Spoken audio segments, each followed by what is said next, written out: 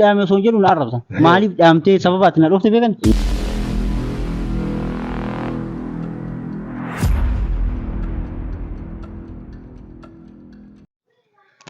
Assalamualaikum warahmatullahi wabarakatuh. Kabajamtootaa fi jaalatamtoota hammamtiif akkam jirtu nagaa jirtu.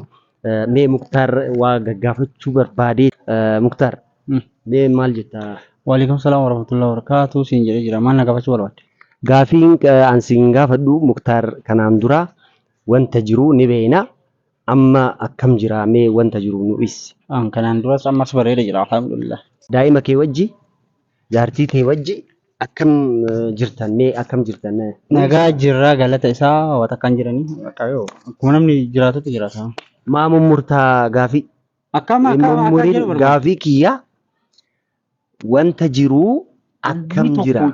Nagaa malee wanni tokko hin jiru. Mee wanni gaafiin kee akkam jirtaami? Nagaa jira. Amma gaafiin kiyya siin galle moo?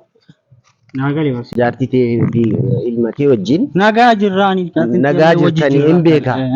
Kanaan dura lolli hin jira. Hin jiru. Akkamitti gaddee bitan ree? Bakka hin jiru araaramne dhumate kun. Dhumate immaa hin beena. Maamtuudhaaf akka ibsitu barbaadu maal inni seete? Akkas jedhe qaamatti bargaafii. Maali? Amma tokkoffaa ana kararraa na dhaabdee osoo karaa deemaa jira. Namni waan tokko proogiraamaan deema. Proogiraamaan beekam? Hin beekee. Afaan Amaariffatti maal jedha? Sagantaa jedhama. Afaan Oromootiin sagantaadha. Amiti? Guddaa yallabbini. Afaan Oromootiin sagantaa qabachuu qabda. Karoora. Namoonni baheef karaa deemaa jira. Bakka haajatti deemaa jira.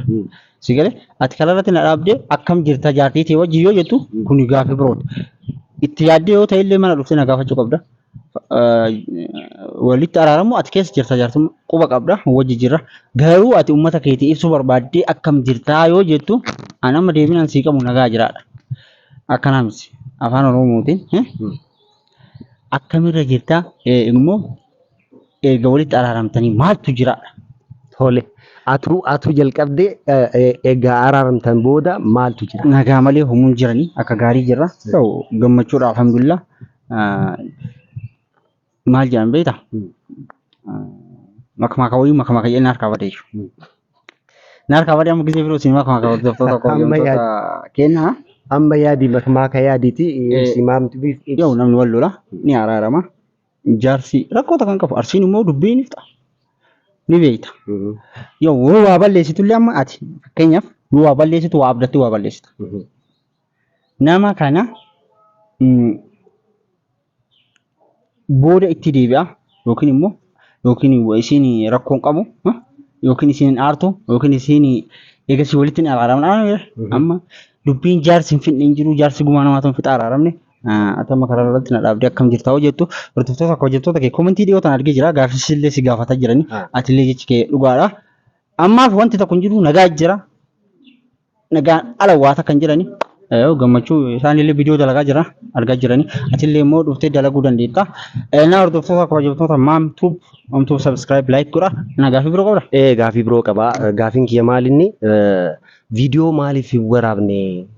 Gizee baay'ee viidiyoo waraabne jedhanii jaarsummaa maaliif hin waraabne jedhee komentii kana gaafatanillee keessaanillee kana dubbisee jira. Ka gaafasan jechuudha. Maaliif viidiyoo waraabamne? Namu gaafii akkasii si gaafatu ati yuutuubara taate gaafii akkana deebisuu dhabuu hanqina aarsa. Maaliif jedhi? Atama tokkoffaa namni dirqama huccuu baafadhu qullaa dhaabadhu viidiyoon waraabee osoo hin jedhee waraaba? Hin waraabu. Wanta miidiyaa irratti ol ba'u jira. Kwa duraatu dogongora.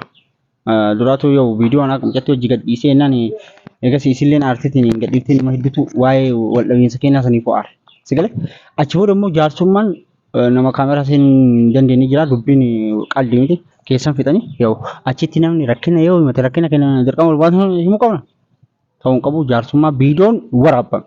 Sigalee osoo waraabame illee immoo gaduun dhiifamu. Icciitii kiyyaan namatti argisiisu qaba. Sun deebii akkasii. Kunoo deebiin isiniif deebifamee jira. Maalinni anillee ani haasa'u irraa akkanatti kanaaf kararratti si dhaabee kana akka haasa'u. Wanni ati beekuu qabdu immoo warra komentii kana. Namni komentii tokko osoo viidiyoo ilaalee useetumaan komentii barreessa. YouTube kana amma hedduu irra turre jedhan beektaa. Seenatumaan viidiyoo argami. Komentii viidiyoo gadi seenu laal. Komentii qofa barreessa. Wanta jiru osoo ilaalin Wanta jiru osoo ilaalin keessa gabbuu osoo hin hubatin jechuudha. Amma viidiyoo tokko fakkeenya nama viidiyoo tokko ati na dhuufte. Na dhuufte? Maaliif dhayame kan jedhu osoo ilaalin. Maaliif dhayame osoo jedhu na arrabsa. Maaliif dhayamtee sababa ati na dhuufte beekan? Hin beekan. Akkasitti viidiyoo jala deemtanii waan tokko viidiyoo tokkicha qofa ilaaltanii yaada kennatu osoo hin ta'in jala deemtanii eenyu rakkoo qaba. Akkasitti hubatu qabdanii warroonni komentii illee akkasuma yaadni keessan bareeda galatooma isin ijaa asumaan. Ashee ammaan booda maal hojjennu akkam hojjennee hojjechuu jirra ammaaf yoo diraamaan eegalama booda diraamaa dalanii jennee yaada qabna inshaallah rabbi nu alaafisu. Itoophiyaa keessatti ni beekamee jireenyi wal namaan qixxaawu gizee kun waan namni waan tokko ron ta'u akka waan isiniif gargara waan jiruuf yoo isinillee nu jajjabeessaa isiniin jenna ati maal yaada qabda? Nu jajjabeessaa ani yaadni kiyya diraamaa dheeraa hojjechuuf jalqabarra jirra. Diraamaa kana haga xumuraa laaluu qabdanii. Afaan maaliif hojjeta garuu afaan Oromoo hin dandeettu? Oromiffaan. Isiniin jirtaniimi? Akkasii bakka diraamaa ni dalina amma booda asuma wanni isinitti dhaamu warra natti aartan jechuudha. Warra nama tokko tokko miti namni sirriidha namni waan nama si jaalatuuf sitti aara malee waan birootiif miti.